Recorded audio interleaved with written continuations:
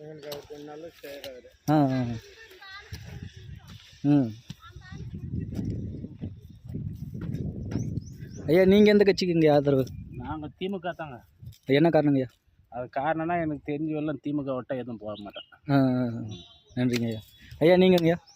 நாம் எப்போவுமே டிஎம்கே தான். டிஎம்கேங்களா? என்ன காரணங்கய்யா? காரணம் அவங்க பண்ணுறது சலுகை. காலேஜ் பிள்ளைங்களுக்கெல்லாம் 1000 மந்த்லி 1000 வருது. எல்லாம் இது விடியல் பயணம் எல்லாமே இருக்கனால டிஎம்கே ஆதரவுங்களா? நன்றிங்க. ஐயா நீங்கங்கய்யா எந்த கட்சி ஆதரவு? நாங்கள் திமுக தாங்க. என்ன காரணங்கய்யா?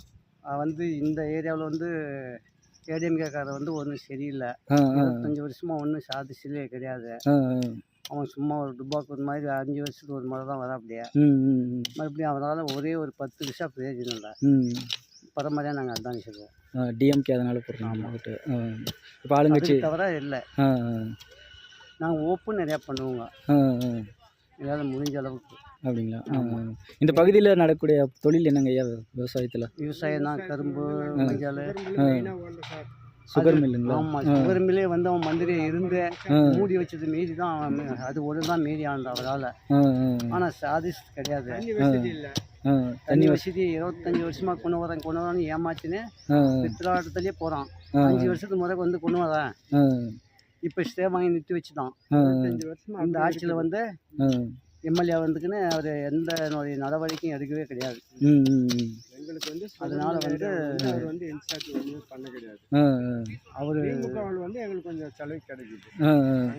இப்போ என்னென்ன கோரிக்கை இருக்குது இந்த பகுதிக்கு தேவையான கோரிக்கை? ஏரியாவுக்கு வந்து எங்களுக்கு சுகர் மில் வந்து 6 மாதம் ஒரு வருஷம் ஓட்டுற மாதிரி அவர் ஏற்பாடு கொடுத்துருக்காரு. காவாய் தண்ணி கொண்டு வரேன் ஏரியாவுக்கு, டேம் தண்ணி கொடுக்குறேன்ற அப்படி திமுகவில் நாங்கள் அது செய்கிறோம். அவரும் வந்து செய்யல அந்த முறை.